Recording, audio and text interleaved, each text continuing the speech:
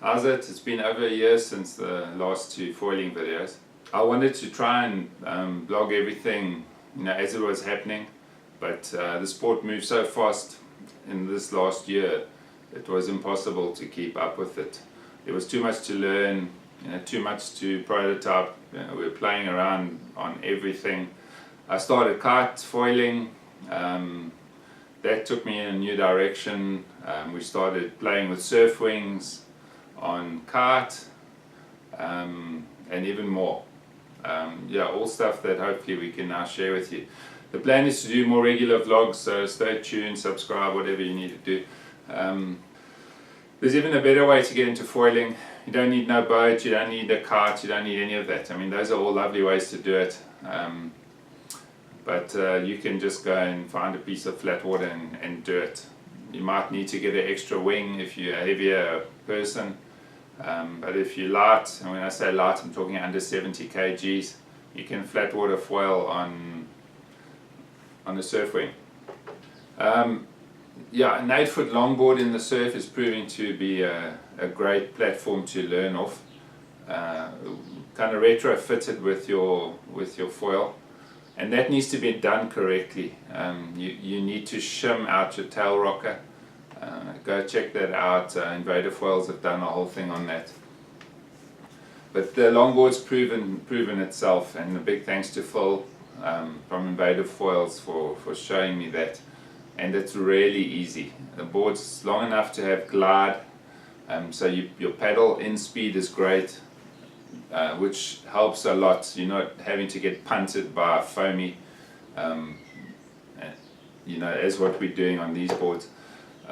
So you're paddling in with glide, and then you're slowly taking off, as you feel comfortable once you're standing. Wing choice, big deal with that. You need to get the right wing for learning, or be able to match your wing to the conditions. Very important, and that's hard for people to figure out. It's all swell dependent, the power in the swells and all of that. What you don't want to do is put a large wing onto any board for learning and not be doing it in the right conditions. You're just going to get bucked all over the show. And you need to match your wing to your body weight. So a good starting point for everyone, what we're finding, is a medium sort of surf foil wing. And it's working great with the longboard combination.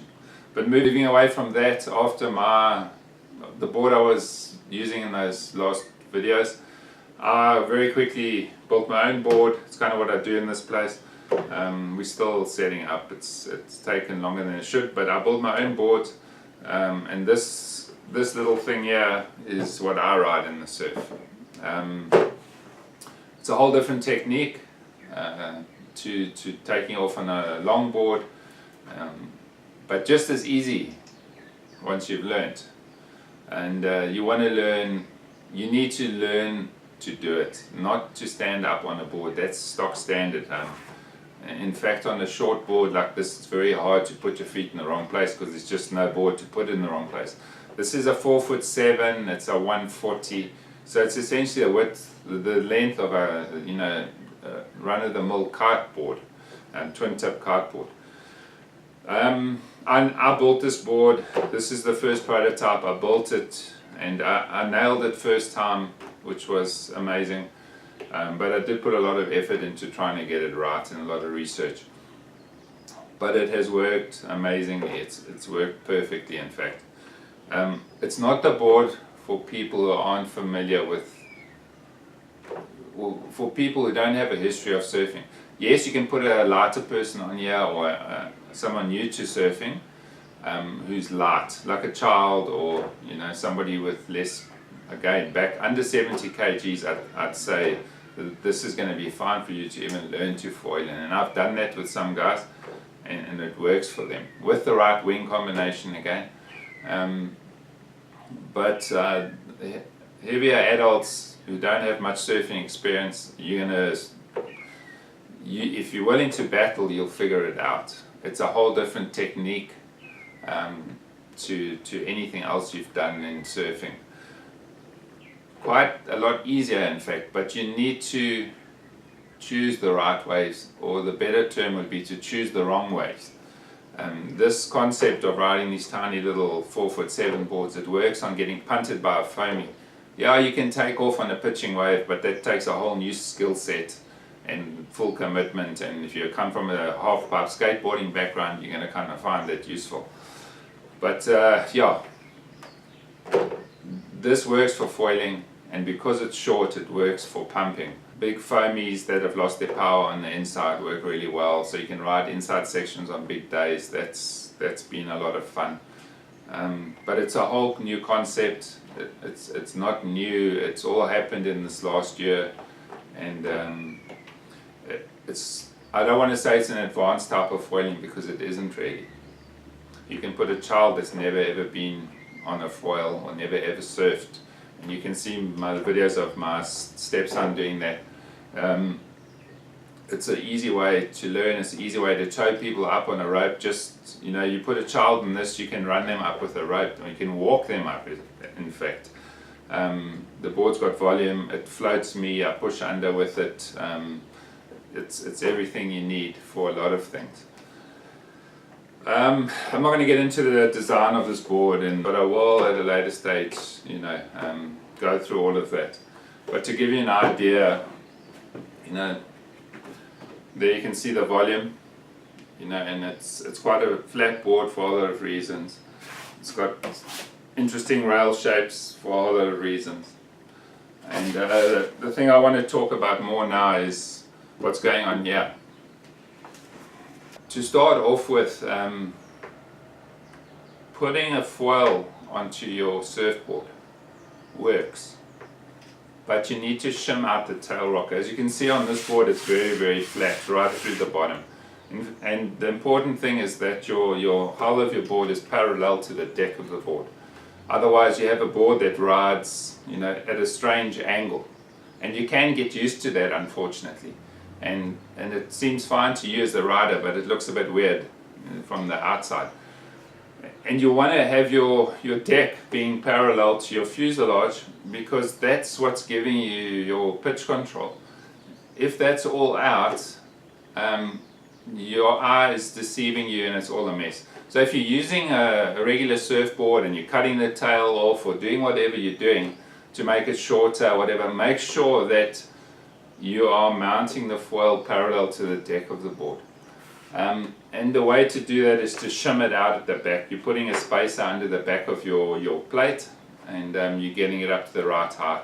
If you go to the Invader Foil site, Phil and Caroline have done a whole write-up on that, and it's the way you want to do it. I think they're even making shims now for that sort of thing. The other important thing with shimming, and very few people get this, I mean, this was hard-earned lessons by both myself and Phil. In practice, not in theory. If your board is not shimmed out, your wing and the deck, your wing and the hull of your board are fighting each other. So essentially the wing is trying to go down to the ocean bottom because of the tail rocker. The board is planing on the surface of the water, and the two fight each other, and you never get off the water. On a short board like this, if it's wrong, you can get off the water. But if you're riding a big sup, and I had this experience riding Sinkwazi on the outside, and I was going down a 6-foot swell, I had caught it as it broke, and then it fades out that Sinkwazi, and I'm going down the swell standing at full speed, but the board's not coming off the water. I'm jumping up and down on the back and nothing's happening. And that's because there's still a bit of tail rocker in the mount, in the mounting of my foil system on that same board in those other videos. You're going to get stuck in what we're calling the taxi phase of your takeoff. It's when you have got board speed just before you start to fly. If you haven't shimmed out the tail rocker, you're going to be sucking to the water because your wing is trying to go down and you're trying to fly off.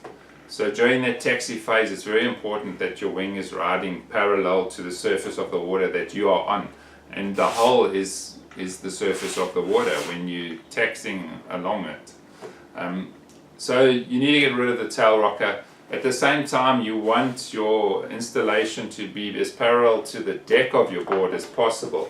And that's one of the main reasons foil boards have this kind of shape, where there's no banana You don't need much nose lift, definitely not on the deck of the board. Nose lift on the bit on the hull.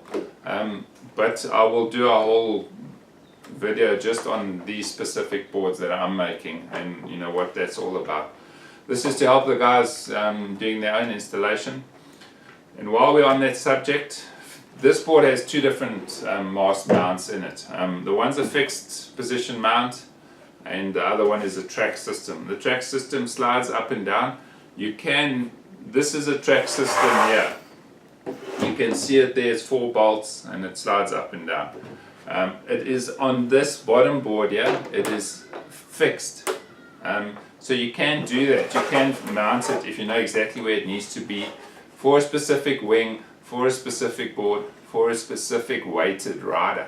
All those things affect how your board rides. And if you don't have a track system, you are limiting yourself and you cannot adjust to compensate for the wings you're riding, for the weight you're riding, for the conditions of the swell you're riding. What we have found with the track system, you need to mount it right for whatever board you're riding. Otherwise, even though you've got a track system, you're still limiting yourself because you've installed it incorrectly. So there is a right place and a wrong place to put. Not that that's the wrong place. A lot of people are saying that's the right place. That's also not true. For the board that you are riding, there's a right place. And you want to get your installation into the right place. You want to surf that board before you foil it, and you want to try to figure out where that is. I'm not going to get into all of that. Because at the end of the day, buy the right board. And then you don't have any of those problems. It's worth it. We should be in production. I'm not even going to say when, but it's coming. The track system, what happens with it? There's a lot of nonsense about that as well. These are also, once again, hard-earned lessons, and again, thanks to Phil and Caroline for educating me, especially on the kite foil side. I gave them a lot of input from the surf foil side, but what happens here, and here's the understanding of it all, is if you mount your mast back, it's more manageable. The reason for that is guys are calling it a lift mount. So more forwards, more lift, more back, less lift. More forwards, better pumping, more back, better for the learner, and maybe riding big swells or some nonsense like that. There's a lot of reasons to adjust here. The main adjustment that you want to get right here for surf foiling is okay. What happens with the adjustment is you're moving the center of lift. Okay, if it's more forwards, your wing, which is sitting over here somewhere, is generating lift, and that lift will be more forwards or more back. Forget about talking about masts. What is your wing doing? If your wing goes forwards, it's lifting more forward, so you need to put more pressure on your front foot to keep it down. If you're putting it at the back, it's less pressure. So this is a center of lift adjustment. And here's a practical experience of it. If it's high tide and it's big swell that's not depleting its energy on the back line, so you're riding a mid-break on high tide and it's big. And when I say big, it's not 1 foot. It's a 4 foot mid-break high tide. There's a lot of energy in that swell, and if you've gone out with your pump wing to try and ride waves and then pump back out and have 10 waves at a time, and you've gone and put your big wing right forwards here, when you take off on that unbroken swell, or when I say unbroken, undepleted energy swell, you're going to be dealing with a hell of a lot of power when you try and stand up, and you're going to get bucked all over the show. So in conditions like that, you would want to put it back to get used to it. If you're already used to it, by all means put it forwards and go off and deal with it and have a good time pumping. Not that you can't pump when it's at the back. It's just the center of lift moves further back. So it's not on your front leg as much as it's on your back leg. But you're still flying the same wing, you're still in the same air, you've still got the same power underneath you. It just feels different and works better for, say, pumping or for, say, turning. Ideally, if you want to, So if you want to control your board better, put it back. If you want to have less direct control over it, but better pumping, and you can deal with the power because you've learned to, then forward is great. I ride pretty much forward all the time. But there would be conditions with certain wings where I would ride back. If I'm teaching somebody, I'm going to put it back. So that adjustment is very much a big deal in surf foiling.